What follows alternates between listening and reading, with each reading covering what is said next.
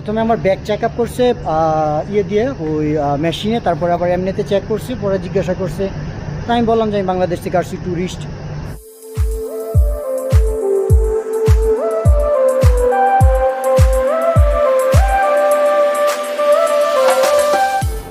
এখানে local time সকালে 7টা থেকে শুরু করছি লিফট নেওয়ার জন্য।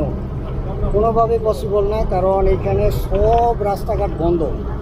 3 ঘন্টা 4 ঘন্টা পরে পরে 4-5টা গাড়ি আসতে পারে। তার কারণ হলো পাহাড়ের উপর থেকে হচ্ছে পাথর পড়ে, এই জন্য রাস্তাঘাট সব বন্ধ করে রাখছে।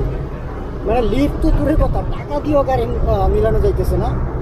তো কিছু দূর আসার পরে ওই যে ইন্ডিয়ান আর্মিদের সাথে কথাবার্তা বলার পরে 2জন ভাই, ওরা হচ্ছে পানিহাল ওখানে যাবে। তো ওরা বলছে যে আমরাও যাবো, আমরাও 2 ঘন্টার উপরে গাড়ির জন্য অপেক্ষা করতেছি, মিলতেছে না। পরে এইখানের একটা লোকাল বাস, ছোট বাস, এগুলা অনেকটা পিক আপের মতো, দাঁড়াইলে মাথা হাইকা যায় এরকম অবস্থা। তো ওই গাড়ি মিলছে। তারপরও এইখানে লোক টোক সব দাঁড়ায় টাড়ায় যাইতেছে। এখন জানি না কতক্ষণ লাগে, যাইতে থাকি। এখান থেকে যাইতে পারলে হয়তো বা একটু শান্তি মিলবে আর কি। তো ঠিক আছে, যাইতে থাকি। তারপরও কিছু করার নাই, 70 টাকা ভাড়া লাগছে।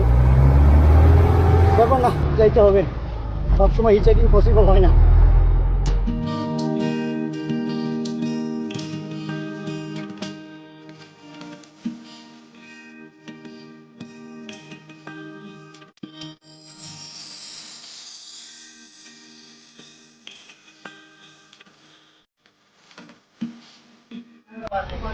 সারাদিন অপেক্ষা করার পর একটা ছোট বাসে উঠলাম। বাসে ওঠার পরে ওখান থেকে ভাড়া নিচ্ছে হচ্ছে 70 টাকা। 70 টাকার পরে আবার 10 টাকা ভাড়া নিচ্ছে হচ্ছে এই ট্রেন স্টেশনে আসার জন্য। এইখানে ট্রেন আছে, এই যেটা রেল স্টেশন, এটা নিয়ে নাকি কাজ করতেছে।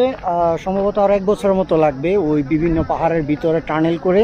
তারপরে এই রেল স্টেশন থেকে এনে একেবারে কাশ্মীরের যে রাজধানী শ্রীনগর, ওইটুকু পর্যন্ত নিয়ে যাওয়ার জন্য ইন্ডিয়ান রেলওয়ে, মানে ও দিল্লি থেকে যেন আসতে পারে এরকম ব্যবস্থা করতেছে।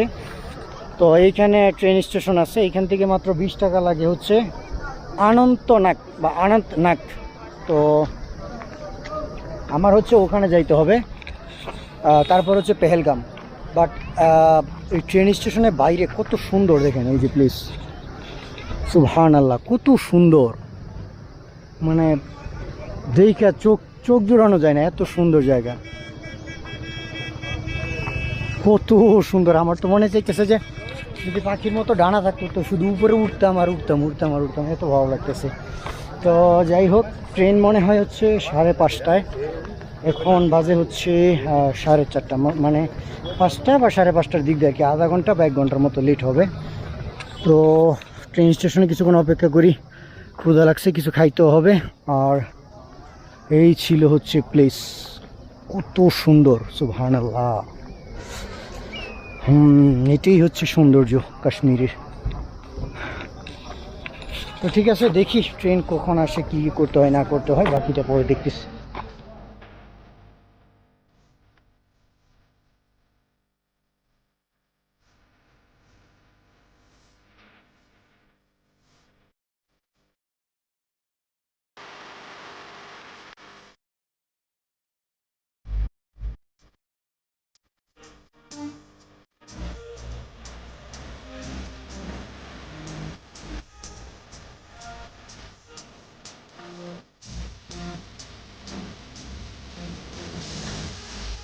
ট্রেনের টিকিট কাটছি এখান থেকে হচ্ছে অনন্তনাগ। ওই ওখানে ভাড়া নিচ্ছে হচ্ছে 30 রুপি, অর্থাৎ ইন্ডিয়ান টাকায় 30 টাকা। আর ট্রেন স্টেশনটা এত সুন্দর, এখান থেকে দেখেন কত সুন্দর ভিউস, কত সুন্দর। একটাই ট্রেন, এই যে এই ট্রেনে করে আমি যাব। আর এখান থেকে আরও সুন্দর, মানে শুধু সুন্দর লাগে এখান থেকে, কত সুন্দর লাগতেছে। ট্রেন যাবে হচ্ছে 5:15টায়, আর এখন বাজে হচ্ছে কয়টা, 5টা, আরও 15 মিনিট পরে। এই জন্য আমি একটু ভিডিও করার সুযোগ পাইছি, তাই আপনাদেরকে ওই ট্রেন স্টেশনটা দেখাইতেছি। এই যে ট্রেন স্টেশন, এখান থেকে শুরু করে ওইখানে পর্যন্ত আছে, খুব সুন্দর, ভীষণ সুন্দর।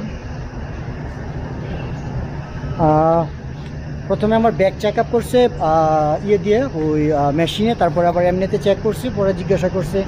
তো আমি বললাম যে আমি বাংলাদেশ থেকে আসছি, ট্যুরিস্ট।